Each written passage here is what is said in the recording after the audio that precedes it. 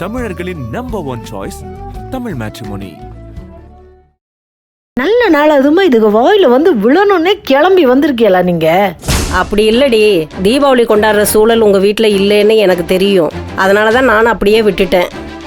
ஆனால் நீங்கள் இப்போ கடைக்கு போய் அம்புட்டும் வாங்கிட்டு வந்து தீபாவளிக்கான ஏற்பாடெல்லாம் செய்யறதா கேள்விப்பட்டேன். அப்புறம் நான் எப்படி சீர் செய்யாம இருக்க முடியும்? இரு, நான் கடைக்கு போனது உனக்கு எப்படி தெரியும்?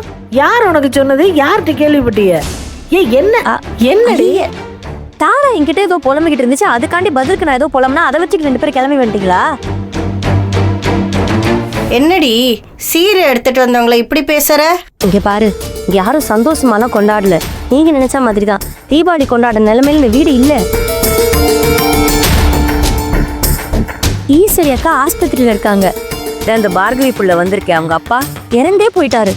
அவங்க 2 பேர் வாழ்க்கை இருட்டா போயிருங்கிற பயத்துல நாங்க நல்லது கெட்டது பார்த்து ஏதாவது செஞ்சு அதுங்களை இயல்பாக்கணும்னு பார்த்துட்டு இருக்கோம். இதுல நீங்க என்ன செய்ய இருக்குன்னு எனக்கு புரியலையே.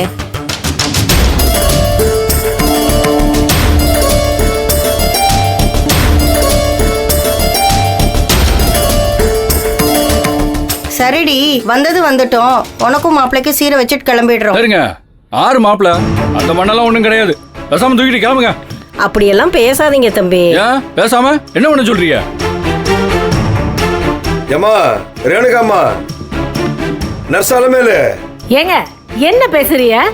ஏய், அதான்டி அவங்க பேரு, அதான் சொன்னேன்.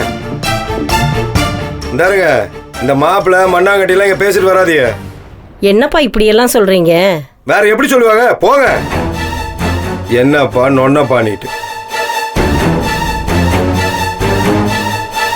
எங்க அண்ணன் எங்க இருக்காருன்னு கூட தெரியல. மனசுல எம்புட்டு வேதனையோடு இருக்காருன்னு தெரியல. வந்துட்டாங்க தீபாவளி கொண்டாடுறதுக்கு இங்க கிளம்பி. போமா.